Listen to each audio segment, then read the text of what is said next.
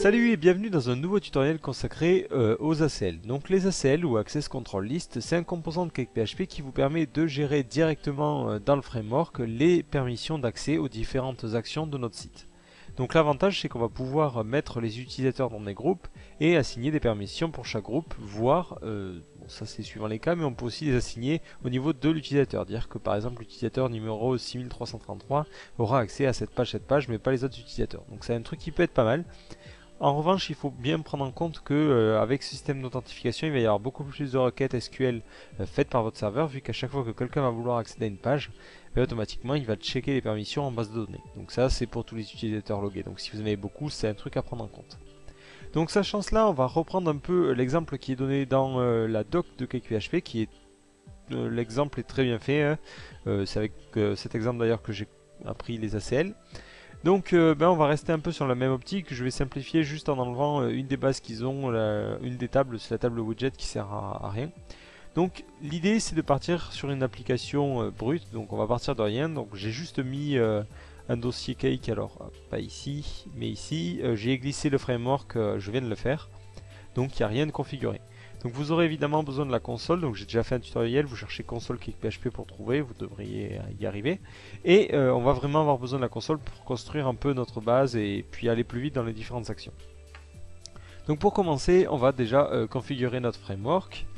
Donc j'ai créé une base de données, donc je vais vous montrer ça dans phpMyAdmin directement. Alors par contre elle doit être pleine vu que je l'ai déjà testé le truc avant de le faire. Alors... voilà, c'est cette table là, la table cake, je vais la supprimer, on va repartir de zéro. Donc là je vais créer une nouvelle table, je vais l'appeler cake histoire de pas me prendre la tête, peu importe, moi vous l'appelez suivant, si vous en avez déjà une vous la prenez, sinon vous l'appelez comme vous voulez. Donc je vais commencer à configurer mon framework, donc directement je me suis placé dans mon dossier de travail, donc c'est cake app, et je vais lancer la configuration en faisant cake bake. Donc ouais, bon, par défaut tout va être bon quasiment. Localhost, pas de port, l'utilisateur c'est root, le password pas de mot de passe, oui je suis sûr. La base de données c'est bon, pas de préfixe, et la table va être en UTF-8, donc ça c'est un réflexe. Hein. Tout a l'air ok. Non, pas de nouvelle configuration. Donc voilà, là tout ça, c'est bien créé. Donc maintenant je vais passer avec mon éditeur pour modifier la clé de sécurité salt, sinon il va rester... poser des problèmes, donc bon. Voilà, donc l'idée maintenant c'est de modifier dans le corps la clé de sécurité, histoire qu'il y ait plus ce fameux message erreur. Donc là je rajoute juste une valeur, donc évite de faire ça, hein, c'est pas bien. C'est parti. Donc on va créer d'abord les bases de données. Donc moi pour coller à l'exemple, histoire que vous puissiez aussi le lire et comparer, je vais directement importer leur table. Donc la doc est très bien faite, hein, je sais que vous avez été pas mal à me demander un tuto sur les ACL. Franchement, en regardant les tutorials and examples, en regardant le deuxième exemple, celui justement sur l'ACL, normalement vous devriez être en mesure de le faire. Mais bon, j'ai choisi quand même de le faire en vidéo pour ce coup-ci, mais je vais rester collé à l'exemple de la doc par convention. Donc globalement, il crée trois tables. Une table users qui va contenir les utilisateurs pour l'ACL. Donc rien de particulier, juste qu'ils sont organisés par groupe à travers cette liaison là qui va être fait avec la table groupe, qui contient juste l'id et le name. Tout ça là, created et modified, c'est des valeurs qui sont automatiquement modifiées. A savoir que created, si vous le mettez automatiquement avec PHP, quand il fera une insertion, insérera la date de création. Et vous comprenez donc que modifier, c'est la date de modification. Donc eux ils le mettent, c'est pas nécessaire, mais là c'est toujours bien de l'avoir. Donc voilà, on a les utilisateurs avec les mots de passe forcément. Et on va avoir des articles. Et c'est justement ces articles, on va pouvoir gérer les droits, savoir qui a le droit d'édition et tout ça. Donc je vais créer mes différents modèles, donc cake, bake, models, modèles. Donc je vais les faire dans l'ordre, je vais créer d'abord le modèle groupe. Pas de critères de validation, pas de liaison, tout a l'air ok. Ensuite je vais créer le modèle pour les postes. Pas de valeur, pas de liaison, tout a l'air ok. Et ensuite le modèle pour les utilisateurs. Sauf que là à la limite je vais définir une liaison. Hop. Je recommence. Cake Bake Model, j'ai appuyé sur la mauvaise touche. Donc pour les utilisateurs, dont je veux pas de critères de validation. Non. Mais je veux une association. Et oui, effectivement, donc là il détecte automatiquement que les utilisateurs appartiennent au groupe, donc c'est très bien.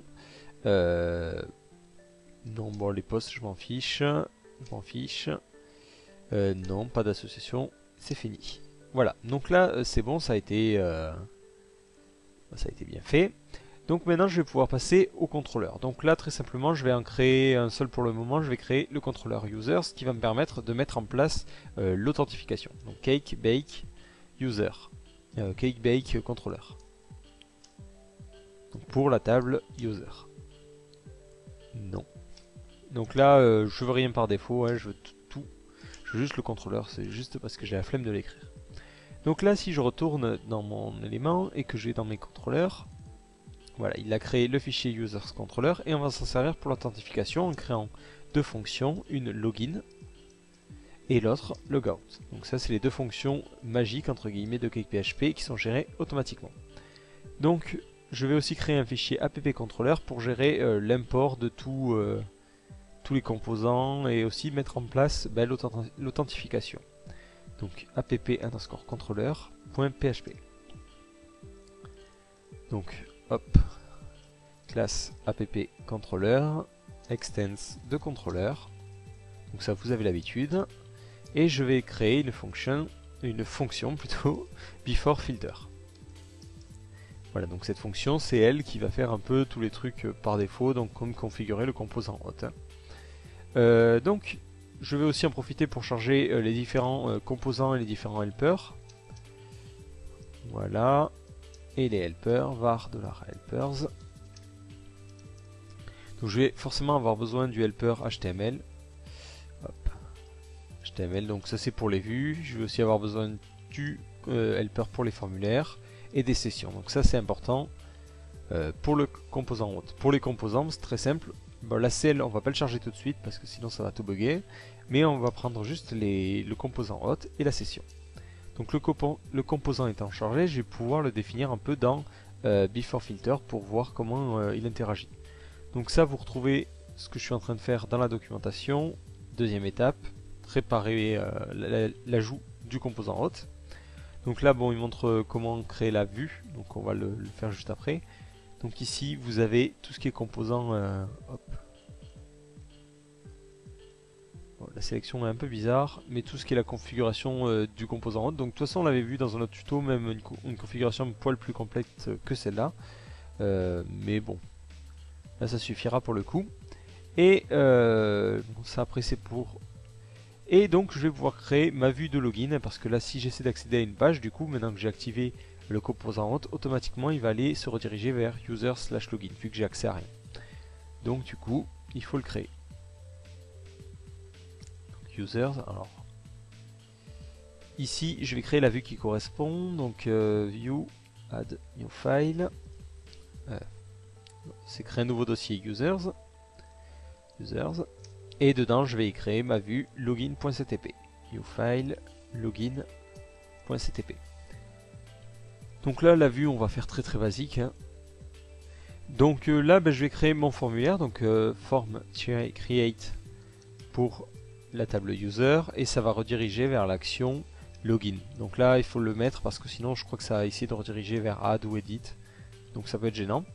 Donc echo form create. Ensuite, on va créer nos différents inputs pour les différentes valeurs. Donc ici, il y a deux valeurs, c'est le username et le password pour se loguer.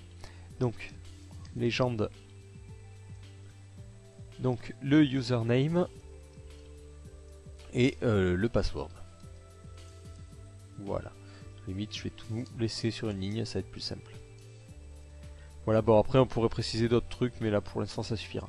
Donc là, si j'actualise, vous voyez qu'on me demande de rentrer un nouvel utilisateur. Donc ça, c'est un truc qui met par défaut. Bon, là, je me concentre pas sur la mise en page. Hein, mais si vous vouliez modifier, il faut mettre légende ici et mettre la valeur. Bon, moi, je vais laisser. Bon, je vais y aller, du coup, vu que j'ai quasiment fait. Se connecter. Voilà, et pareil, on pourrait faire plusieurs inputs pour changer les labels de username et password. Et ensuite je vais faire mon formulaire en faisant un form end se connecter. Voilà. Donc là, mon authentification est prête, mais pour l'instant je vais rester comme ça. Et je vais passer... Pour l'instant je vais rester comme ça, et... Bon, évidemment je vais pas pouvoir essayer de me loguer, forcément j'ai pas de compte, hein, les bases de données sont vides, forcément. Donc je vais continuer leur tutoriel, je vais continuer sur leur exemple à eux.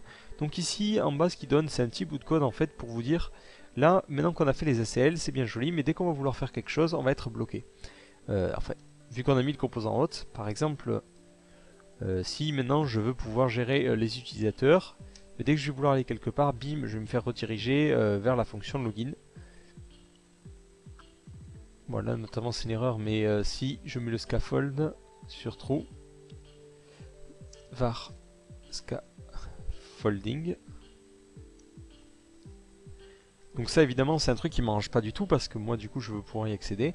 Donc en mettant dans le before filter ici du users controller, alors on rappelle le parent et ensuite on lui dit d'autoriser toutes les vues.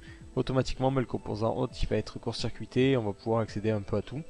Donc c'est ce qui va nous permettre par exemple ici pour les users de pouvoir les gérer facilement. Donc ici pour ceux qui ne connaissent pas scaffold, ça vous permet de mettre un petit panneau d'admin rapidement. Vous faites var scaffold. Ouais, d'ailleurs je l'ai mis dans le pp controller, j'aurais pas dû. Mais vous le mettez là dans votre contrôleur. Donc par exemple je vais faire aussi pour le contrôleur groupe. Je vais le créer tout de suite. 1. Non. Non. Non. Tout a l'air ok. Non. Voilà, donc là par exemple, mon contrôleur, je vais aussi lui mettre ça. Le refresh.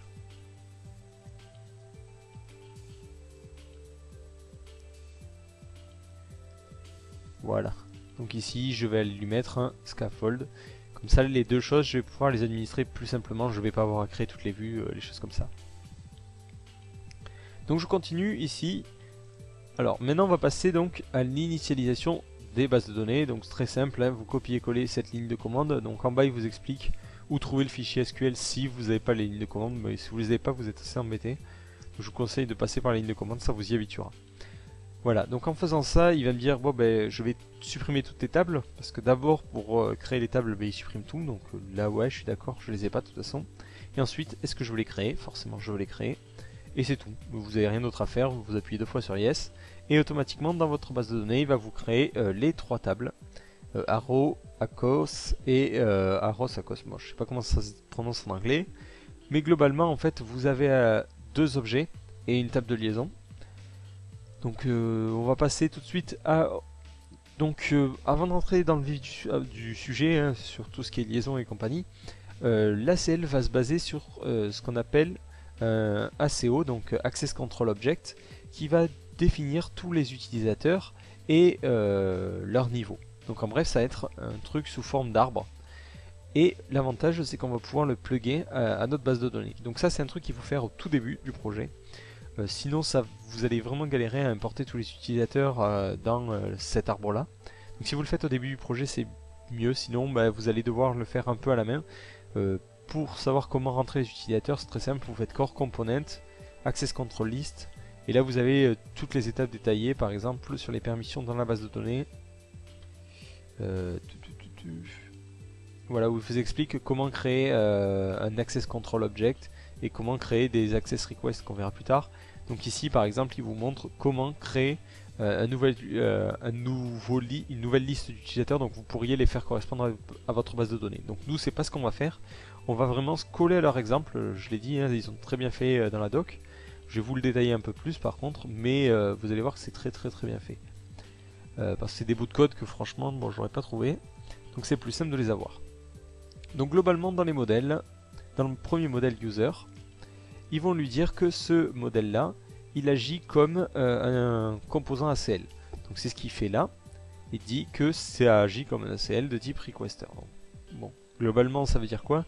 Ça veut dire qu'automatiquement cette fonction va devoir être créée. Alors cette fonction c'est ce qui permet de retourner l'idée du parent, donc à quel groupe entre guillemets appartient l'utilisateur. Donc ça c'est important de le préciser. Donc globalement c'est c'est fait, vous avez vraiment à recopier la doc pour le coup. Je suis désolé de ne pas pouvoir vous en dire plus, mais bon, il n'y a rien à expliquer. Ensuite, on va créer donc les groupes, et les groupes, ça va être la même chose. On va dire que ça agit comme requester, et en faisant un parent node qui retourne nul pour dire qu'il n'y a pas de parent. Donc ça peut être pas mal si vous avez groupe de sous-groupes, vous pourriez comme ça les imbriquer. Donc nous, on va s'arrêter à un double niveau, donc des utilisateurs dans des groupes. Donc je vais supprimer tout ça, voilà. Donc là, c'est ce qu'ils disent, ça agit comme requester, donc comme un ACO, mais ça n'aura pas de parent. Donc ça veut dire que c'est le bout de l'arbre. Donc ça, c'est très important de mettre ces deux éléments-là. Et on va pouvoir commencer à remplir notre base de données. Donc forcément, pour la remplir, on va devoir passer par le scaffolding. Donc c'est pour ça que je l'ai mis en place, comme ça je vais pouvoir créer un peu tout ça. Donc je vais pouvoir créer un nouveau groupe. Alors, ouais, là ils viennent me demander de me connecter, justement c'est à cause de l'erreur que j'ai dit tout à l'heure. Il faut penser à mettre dans le contrôleur hop, cette petite fonction magique pour pouvoir accéder à tout. Ce que vous pouvez faire sinon, c'est supprimer le composant hôte dans la pp contrôleur. Bon, nous on va faire comme ça. Donc ici, groups. Voilà, on va ajouter un nouveau groupe. On va l'appeler administrateur. Voilà. Ensuite, on va ajouter encore un nouveau groupe qu'on va appeler les rédacteurs. Donc là, vous voyez où je vais en venir. Et ensuite, un nouveau groupe qu'on va appeler les membres. Donc au passage, bon, cette erreur commence à me gêner un peu, donc je vais le changer. Cipherspeed. Bon, c'est sûrement de la nouvelle version, c'est vrai que c'est une valeur que je connaissais pas avant. Bon, voilà, je vais rajouter une lettre. Je sais pas pourquoi j'ai pas fait avant. Bon, globalement, donc là, on a nos 3 rôles qui sont définis. Et je vais pouvoir créer les utilisateurs, donc users. Donc là, vous voyez que pour le coup, le scaffold est vraiment pratique. Nouvel utilisateur. Donc là, mettez des choses faciles à retenir pour le coup, pour l'exemple, si vous faites ça pour tester. Donc on va créer un admin de niveau administrateur. Donc je vais l'appeler admin, sans mot de passe. Je vais créer un nouvel utilisateur que je vais appeler redac, qui sera un rédacteur, sans mot de passe encore une fois, et un nouvel utilisateur qui sera membre, et que je vais appeler membre. Voilà. Donc là, j'ai mes 3 utilisateurs qui sont créés, et les 3 groupes. Si vous allez dans votre base de données, normalement, si vous n'avez pas cette base qui a été modifiée,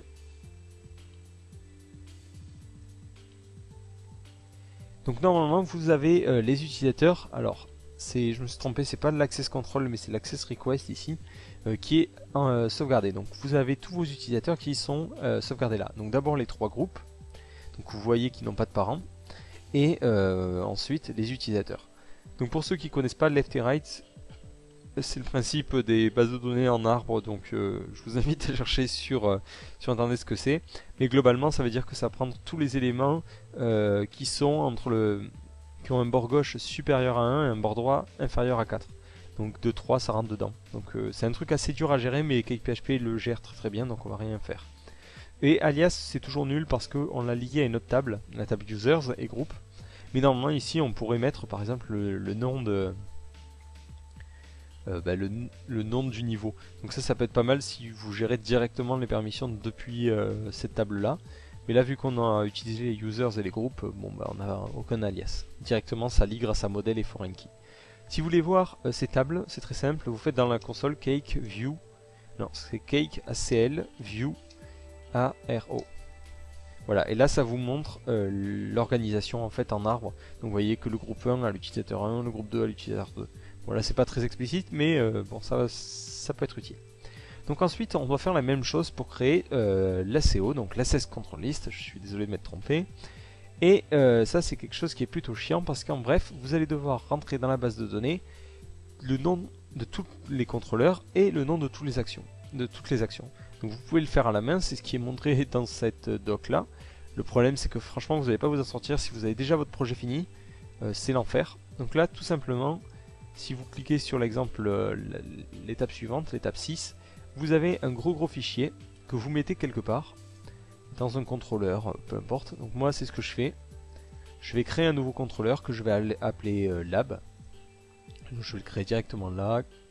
New file, lab underscore controller. Donc ça va être un peu mon contrôleur qui va être pas dispo en ligne évidemment, hein, sinon ça serait trop risqué, mais qui va nous permettre de gérer tout ce qui est ACL ou trucs spécifiques ou travail spécifique. Donc là pour le coup ça correspond bien à ce que je veux. Donc extends app controller. Donc cette classe elle va avoir le fameux before filter, donc function, bon, je vais le recopier, voilà, mais elle va surtout avoir une variable uses qui sera un tableau vide. Donc ça c'est les bases de données que va pouvoir utiliser ce contrôleur là. Donc forcément je veux le lier à aucune base, donc je mets ça vide et j'ai pas de souci comme ça. Et là je copie-colle comme une grosse brute la fonction, en n'oubliant pas de copier la dernière accolade parce qu'elle s'importe toujours très mal. Voilà. Donc globalement cette fonction va construire toute seule les ACL. Je vérifie que j'ai bien la parenthèse qui se ferme. Ouais, c'est bon. Donc ouais, voilà. Ça va fermer. Hop. Ça va permettre de construire automatiquement les ACL en fonction des différentes actions qu'on a. Là pour l'instant je vais la laisser comme ça. Et je vais passer à la création de mon contrôleur bidon, le contrôleur poste. Et je vais penser à copier cette petite phrase. Donc le contrôleur poste va nous permettre d'ajouter et de supprimer des billets. Donc je vais le créer directement depuis la console, je ne vais pas m'en servir du tout, mais c'est vraiment pour vous montrer que je vais pouvoir définir les permissions au niveau de ce contrôleur là. Donc là c'est le contrôleur 5. Non, je ne veux pas le construire interactivement. Oui, je veux qu'il ajoute les vues par défaut, non au routing, et tout m'a l'air ok. Voilà. Donc là automatiquement il va me créer le contrôleur poste, qui ressemble à ça. Et ce qui est bien, c'est qu'il va aussi créer les vues qui sont associées, si je me trompe pas. Alors non, il les crée pas, donc ce que je vais faire, je vais lui demander justement de les créer, en faisant cake, bake, view. Pour le contrôleur numéro 5. Ouais. Voilà, et là je lui dis que je veux tout par défaut, mais pas d'admin routing. Et automatiquement, voilà, il va créer ce nouveau dossier post avec les vues qui correspondent. Donc logiquement, si je me suis pas trompé, donc là, j'ai copié le before filter pour pouvoir y accéder, sinon je vais me faire rediriger vers le login. Mais ici, si je me dirige sur le contrôleur poste, voilà, j'ai quelque chose qui ressemble au scaffolding, mais c'est pas du scaffolding. Enfin, il a mis directement les fichiers, mais je vois donc que j'ai bien tout. Mais le principe, ça va être de limiter, suivant les différents niveaux, les possibilités. Donc maintenant on va passer à la dernière étape qui est l'autorisation et la gestion des permissions en base de données. Donc automatiquement c'est quelque chose qu'on va devoir faire à la main, donc dire qui a accès à quoi, mais on va mettre ça dans une fonction qu'on va lancer. Je vais vous montrer tout de suite à quoi ça ressemble avant de me lancer dans le vif du sujet. Donc toujours en suivant l'exemple de la documentation qui est très bien fait, je le rappelle. Voilà, les permissions. Les permissions c'est très simple, ça se gère comme ça à peu près. Vous dites this ACL allow ou this ACL deny, qui a droit et à quoi il a droit. Donc vous allez voir, c'est très simple à gérer. Donc je vais créer une fonction encore dans mon lab. Alors hop, je vais supprimer un peu tous mes onglets pour pas qu'on s'y perde. Voilà, donc je vais aller dans mon lab controller. Je vais juste lui dire qu'il a le droit d'accéder aux users et aux groupes, parce que ça c'est des modèles qui sont forcément utiles. Alors c'est user et groupe qui sont forcément utiles pour la gestion des permissions. Et ici, j'ai marqué function permission ou set, ouais bon, set ACL, voilà. Moi, je suis pas très inspiré sur le nom des fonctions. Donc là, globalement, on va définir les fonctions par groupe. On pourrait les définir par utilisateur, mais moi je vais le faire par groupe, c'est le plus simple. À savoir, j'ai pas précisé, mais dans la doc, quand vous arrivez ici, act as requester, voilà. Et il vous explique si vous voulez vraiment pas avoir de niveau de droit au niveau des utilisateurs, vous mettez cette ligne là dans le user model et automatiquement ça va fonctionner directement avec les groupes, c'est à dire que vous n'aurez pas les utilisateurs qui seront sauvegardés en base. Bon, à vous de voir, moi ça peut être utile de bannir par exemple un utilisateur de tout s'il a fait des trucs qu'il fallait pas, donc bon on va laisser ça comme ça. Donc cet ACL, comme je l'ai dit, ça fonctionne comme ça, on fait vis-ACL allow ou deny et on va définir qui a accès ou qui n'a pas accès. Donc pour ça, on va utiliser directement les bases de données, donc vis, enfin directement les modèles, groupe, et je vais donner un ID au groupe et dire que je vais contrôler ici la cell de ce groupe-là, du groupe numéro 1. Et je le fais passer ce modèle avec cette idée donc qui a été définie à cette fonction ACL. Et c'est ça qui va nous permettre de définir. Donc comme ça, je peux dire par exemple que le groupe numéro 1, bon, je sais que c'est les administrateurs, hein, si vous voulez le revoir, c'est cake, bake, cake, ACL, view, ARO, voilà, c'est bien le groupe 1, hein. Ben, il va avoir accès à tous mes controllers. Donc pour cela, je fais juste controllers. Donc comment lui, justement, ben, il connaît la liste de mes contrôleurs? Ben, c'est grâce à cette fonction que j'ai copiée. Donc cette fonction, il faut la lancer une fois, hein, je l'avais dit mais je ne l'avais pas fait. Donc automatiquement, je vais le faire ici, lab slash build underscore ACL. Donc là, vous laissez la magie opérer. Forcément, ça n'a pas fonctionné. Donc ligne 23. Donc forcément ça n'a pas fonctionné, je m'y suis pris un peu trop tôt, j'ai oublié dans l'app controller de rajouter le composant ACL, sinon ça va évidemment pas fonctionner. ACL, voilà, là ça devrait mieux fonctionner. Et là vous rechargez votre fonction build ACL. Donc là vous voyez, il vous dit qu'il a créé les access control object pour toutes ces vues là. Donc il prend vraiment tout, même ce qui est dans le lib, donc ça c'est à savoir. Donc si vous voulez voir, vous faites cake bake view, mais cette fois-ci ACO, cake ACL view. Donc là on voit par exemple que pour les groups il a créé, ça c'est à cause du scaffold, mais automatiquement il voit que dans le contrôleur groups j'avais toutes ces actions là. Donc nous ce qui nous intéresse c'est pas tout ça mais c'est vraiment un post pour voir que ici il y a index, view, add, edit et delete. Donc c'est toutes les fonctions que j'ai créées. Si j'en crée une autre, donc je vais aller dans mon post contrôleur. Hop. Et je vais en créer une bidon pour tester, mais je vais l'appeler test d'ailleurs. Function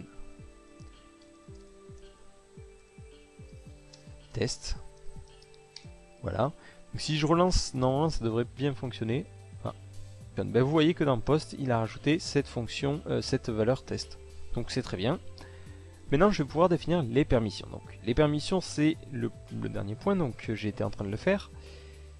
Je reviens en arrière, donc sur le contrôleur lab. Ici j'ai dit que mon utilisateur, enfin mon groupe 1 avait accès à tout. Maintenant je vais pouvoir définir les permissions du second groupe. Le groupe numéro 2, lui je vais dire que bon, il aura accès à pas tous les contrôleurs, mais juste aux contrôleurs qui permettent de poster des messages. Donc par exemple l'admin, lui il aura accès à la gestion des utilisateurs. Mais je veux pas que les rédacteurs puissent faire ça. Donc ici je vais lui dire qu'il a accès qu'au contrôleur post. Donc là, ce second argument fonctionne comme ça, c'est contrôleur slash post slash le nom de l'action. Donc par exemple, si j'ai mes membres, les membres je veux qu'ils aient accès qu'au listing des différents postes, donc je vais dupliquer ces lignes là, mettre ici un groupe ID à 3, mais je vais dire que là ils ont droit que à la vue index. Eux ils peuvent voir que la liste des postes. Donc là je vais juste à la fin mettre echo tout est ok.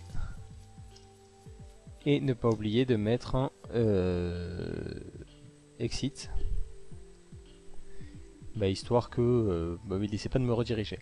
Donc ici lab slash set ACL. Voilà, donc là tout est ok, c'est à dire qu'il a enregistré dans la BDD. Donc ici, si vous regardez la table de liaison, vous voyez que j'ai bien les 3 permissions qui sont définies, donc c'est bien les 3 que j'ai données. Et vous allez voir que si je me rends maintenant sur les postes, donc je suis normalement toujours logué en tant que membre, j'y ai accès. Par contre j'ai aussi accès à l'édit. Donc là vous voyez par exemple que si je veux ajouter un nouveau poste, je me fais rembarrer. Donc je peux pas en ajouter. Maintenant je vais me loguer en tant que user slash logout, en tant que administrateur. Donc forcément la fonction logout, donc là ce que je vais faire, je vais juste modifier la fonction logout pour pouvoir me déconnecter parce qu'elle marche pas automatiquement. Hot logout, voilà, et ici je vais rediriger vers vers rien du tout. Normalement je pense que ça gère ça tout seul. Donc je vais me déconnecter, users slash logout, et on va essayer avec un autre rôle. Donc hop, ici je vais réaccéder à poste, je vais en admin, là, je me suis gouré. Donc là vous voyez au passage dans dans les queries qui passent en bas, hein, ces 3 requêtes qui sont... Alors 4 requêtes supplémentaires pour gérer la permission, donc c'est ce que je vous parlais au début. Hein. Donc bon, ici maintenant j'essaie d'ajouter un post, voilà je vois que j'ai accès. Imaginons je veux supprimer ou ajouter un utilisateur, donc il y a user slash rien du tout. Voilà, je vois que je peux le faire, donc il n'y a pas de souci. Maintenant je vais me loguer en tant que rédacteur. Logout. Donc au passage, si vous voulez vraiment être sûr de vos permissions, ce qui peut être pas mal, alors je crois qu'eux ils le font dans la doc, je vérifie, mais ouais, ce qui peut être pas mal, c'est vraiment de verrouiller comme on fait dans les points htaccess, lorsque vous gérez les permissions, ici, de mettre tout au début, de reprendre cette ligne et de dire que le groupe là que vous avez défini, il a accès à que dalle. Donc comme ça vous êtes vraiment sûr que votre ACL est bien foutu. Donc là du coup ça fait 1, 2, 3, 4, 5 règles d'ajouter.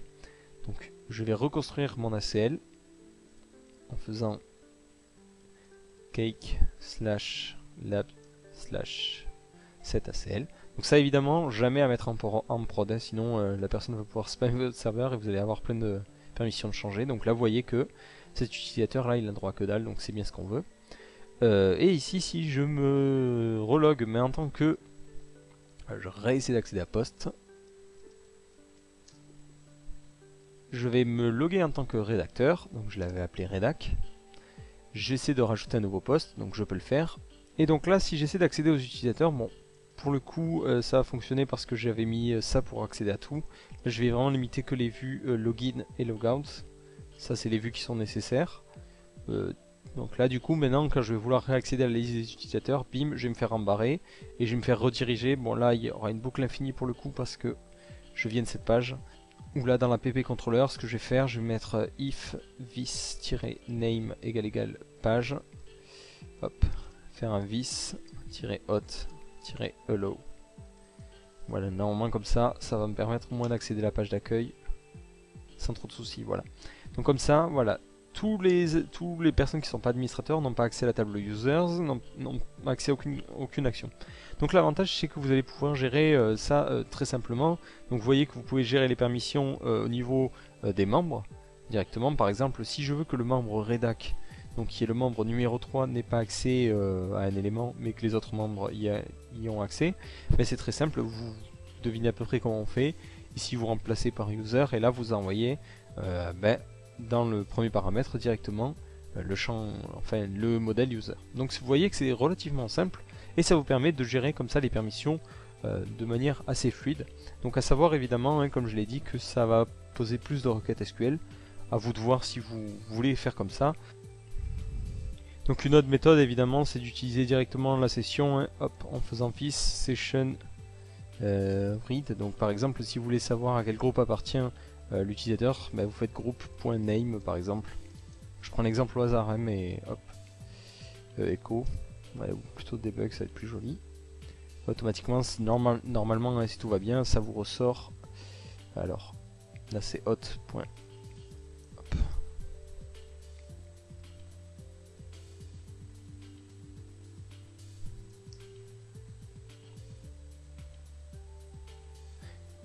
Donc vous voyez que ça ressort un peu toutes les propriétés de l'utilisateur. Donc si vous aviez un belongs to au niveau du modèle user, bon là c'est pas le cas.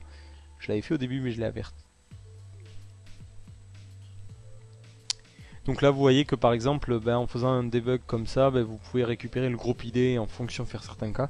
Donc ça peut être pas mal aussi. Bon, à vous de voir, les ACL ça permet effectivement d'avoir une meilleure gestion, à savoir que vous pourriez faire un panneau où l'administrateur directement pourrait choisir qui a accès à quoi, donc ça peut être sympa. Donc à vous de voir. Donc voilà, j'espère que ce tutoriel vous aura mieux permis d'appréhender les access control list. Donc bon, j'ai pas dit grand chose de plus que la documentation, mais peut-être qu'en vidéo ça sera plus clair. Donc voilà, surtout si vous avez des questions, n'hésitez pas à les poster en commentaire.